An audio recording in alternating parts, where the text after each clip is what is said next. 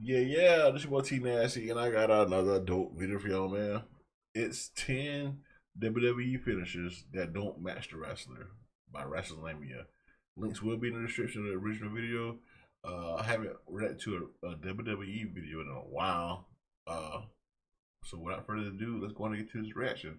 If you want to see more stuff like this, let me know in the comment section. Like, subscribe. Let's go on and get to this reaction. Triple H, and it's hard to see them using any other finisher.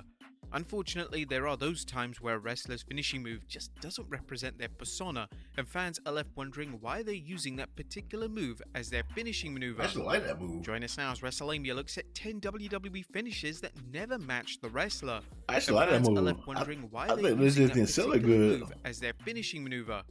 Join us now as Yeah, WrestleMania it looks sold at it good, 10 man. That's a WWE great finishes finisher. that never match the wrestler. As y'all know, I'm a fan of WWE, bro. Big fan. Be sure to subscribe and hit that notification bell for daily wrestling videos, and follow us on Facebook for exclusive lists. Also check out our new channel, WrestleMania Shorts. Number 10, The Great Khali, Brain Chop. The Great Khali used several different finishes during his time in WWE. It matched him, but that move was fucking ass. You know what I'm saying? The former world champion. That This move move was would ass, simply bro. see Khali chop his opponent on the head, and it received virtually zero crowd response, as the crowd thought it was a generic strike. This move had no business being a finishing move, and it didn't represent Khali's imposing character. It matched him, but it was just trash. Would soon be fizzled out, and Khali would expand his moveset. Well, we use the term expand loosely. He would later use moves such as the Punjabi plunge and a devastating vice grip hold, which were considerably better. Number 9, Eva Marie Sliced Bread.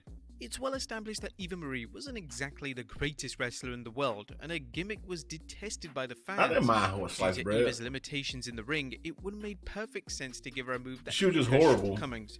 But for some reason, WWE decided to make the sliced bread Eva's finishing move. This move can be executed really well, but it needs some degree of athleticism and skill to make it work. Her version of the finishing move was truly awful, as Eva had no clue what she was doing. It looked like she was performing the move in slow motion. They should have given her a bait. Listen, I don't even fault Eva Marie when it comes to the sliced bread, right?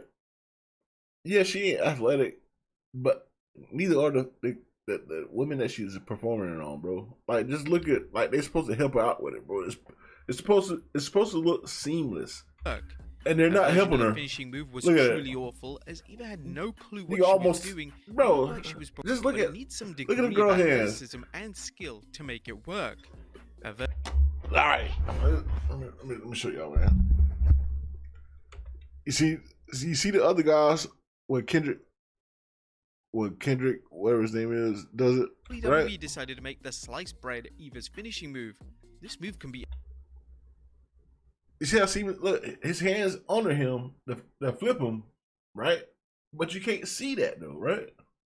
You can't see that. They're helping him like they're supposed to help him.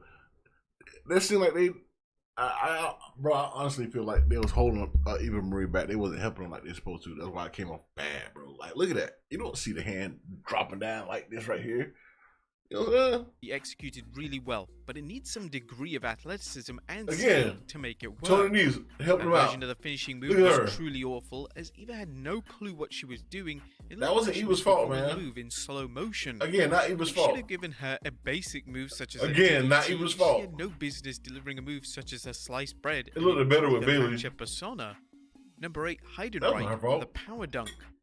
One of the most infamous stars of the Ruthless Aggression era was Heidenreich. Heidenreich's character was that he was an utter psychopath, but he had a soft spot for hateful poetry. He would often come to the ring in a straitjacket, and this was supposed to imply to the audience that he was a wrestler that was incredibly sinister, and a wrestler that they needed to take very seriously. But the main issue with Heidenreich was that his in-ring skills were subpar, and even when wrestling all-time great The Undertaker, I hate a stiff wrestler, bro, that they try to push. He would use a finisher known as the Power Dunk, and this was basically a sidewalk slam. For a man that was supposed to be a legitimate psychopath, a standard sidewalk slam wasn't going to cut it. His finisher should have been menacing, but his finisher was incredibly generic, and it was a poor fit for a man that was feuding with The Undertaker. Not bad looking, Heidenreich though. would eventually add 2 more moves as alternative finishes, those being an overhead gut wrench and a chokehold, and these were vastly better, but it was still the power dunk that was often chosen as his default finishing move. Number 7, Madcap Moss, the punchline. Upon Madcap Moss being paired with Baron Corbin, he would use a neckbreaker as his finisher. This move would be known as the punchline. Moss's character at this point was that he was a comedian and would tell jokes. That looks good, though. This gimmick wasn't the best, and it wasn't before long that WWE decided to do something new with Moss, and a split between him and Corbin would ensue. The problem was that once Moss had drifted away from Corbin, he was still using his old finisher with the old name, which made no sense whatsoever. Number 6. Hey, that move looks good, man. That move looks good. I don't think that's Madcap Moss's problem. I think it's his music sucks. I think it's just him as far as like his mic skills and his in-ring work is good, bro. But his charisma, man, he's missing that charisma, bro. That whole just laughing just to be laughing shit, that wasn't it, bro. And that rubbed a lot of people the wrong way. That even when he tried to come back and get serious and stuff, he just don't have the charisma, man. People just don't have the charisma, bro. They just don't have it. Wasteland. It ain't his move. In 2010, WWE had huge plans for Wade Barrett. Barrett had won the inaugural season of NXT, and it looked like he was going to be the next top heel in the company. His move did suck. Barrett had a great look and a decent moveset, but it was his finisher that was letting him down. Barrett's finishing move would be called the Wasteland, and it would involve Barrett lifting his opponent in a fireman's carry before awkwardly rolling them to the mat with little to no force. Yeah, I think bro, man, I think it was like that move was trash. Don't get me wrong, but I think if he like stepped it down a bit, I think it looked even better. It didn't work as the move lacked credibility, and it was hard to believe that this move was even hurting anyone. It just didn't seem that hard. Like I think he like slammed him with some force, elbow, which was a much more satisfying move and a perfect finisher for his persona at the time. The bullhammer would have arguably worked during Barrett's days as the leader of the Nexus. The bullhammer still sucked. Argue against that notion that Barrett's initial finisher, the Wasteland, was a major factor. If he could pick up Mark Henry, he should have had something more nasty, bro. In WWE. Number 5, Charlotte Flair, natural selection. Excuse me. Charlotte Flair choosing the figure 8 as a finishing move was an incredibly smart decision. The submission move is perfect for a character in ring. Charlotte Flair figure 8, I don't like it, right? I don't like it. Because it defeats the whole purpose of the figure 4, right? Like the figure 4 puts that pressure on the one leg and presses against the person's shin, which hyperextends your knee. That's the whole purpose of that move. It hyperextends your knee. She ain't hyperextending shit in that move right here. You know what I'm saying? Matter of fact, she letting up the pressure when she does this. So I don't like this move, honestly. Style, but it's her it looks cool. Finisher known as the natural selection that has a less than stellar reputation. The natural selection is a forward somersault cutter, and it looks incredibly underwhelming as a finisher. It does link remotely to Flair's but that's not her fault either. It's no doubt logical that a wrestler who has a finisher also adds an alternative finisher. This is so their victories don't always end in submission. But was the natural selection the best option for the decorated star? Number 4, Mark Henry, World's Strongest Slam. For someone whose entire gimmick revolved around his strength and brutality, Mark Henry's finisher was always such a massive letdown. Henry initially used a big splash as his finisher, and whilst this was generic, a man of Henry's size performing a splash was perfect for his persona. The World's Strongest Slam finisher was just a power slam that marketed extremely well. The name and branding of the move was tremendous, but the move just never had a sense of finality. Yeah. Even when Henry won the world title with a move in 2011, it just seemed odd that this was the finishing move that won a wrestler a world title.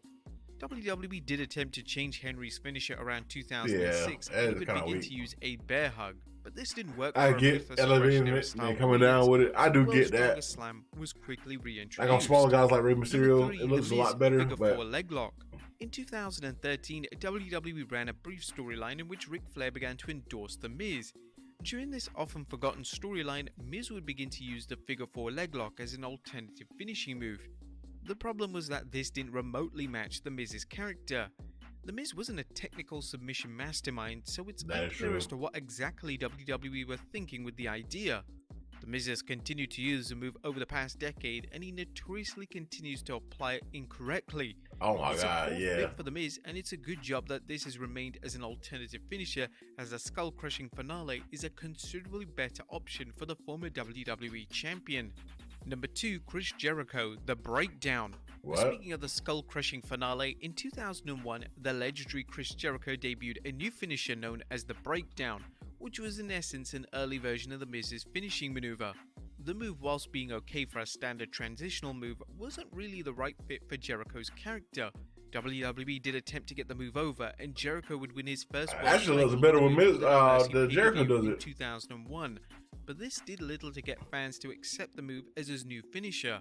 The Balls of Jericho and the Lion Salt were embedded as finishers for Jericho, and both of these worked whether he was a bro. I hate the Balls of Jericho. The Lion Tamer was much better, bro. Wasn't the right fit for his character. I hate the Balls of Jericho. Gradually be removed from his repertoire. The Balls of Jericho was just a boss of crap. The Lion Tamer though. Strowman, POWERSLAM. One of the things that's always been holding Braun Strowman back is his finishing move. Yes. Strowman used the running POWERSLAM as his finisher, and it just looks completely lifeless. Strowman is one of the biggest stars on the entire WWE roster, and it's baffling that a man of his size, and a man that is supposed to be a monster, uses a POWERSLAM as his finishing move.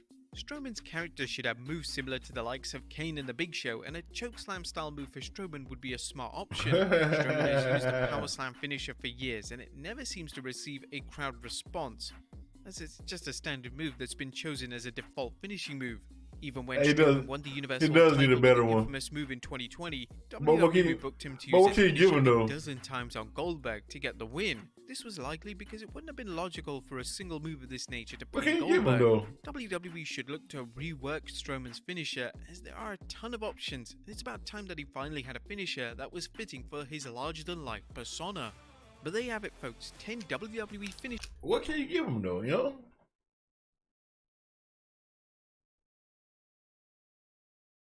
You can't give him a chokeslam because Kane, Undertaker, and the Big Show beat it to death, and I'm sure somebody else used it before. Can't give him a spear. What can you give him at this point? You can't give him a powerbomb. I mean, you can. You probably can give him a last ride type of powerbomb. That actually makes more sense than anything. The last ride. Y'all let me know in the comment section what y'all think Braun Strowman should get, man. I hate to fucking say that you should give him like somebody else's finisher and stuff, but technically the last ride was Undertaker's finisher, but he had so many. He had the one submission one, which was badass, but they never used it. Hell's Gate. He had Hell's Gate. He had the chokeslam. He had the tombstone. They used the last ride when it came to his American Badass persona. So you can give Braun Strowman the last ride easily. What y'all think in the comments, bro? Y'all let me know in the comments. Should Braun Strowman adopt the last ride? But it's your boy T Nasty, man. I hope y'all enjoyed it, man. Like and subscribe. It's your boy T Nasty. Holla at your boy. And I'm out.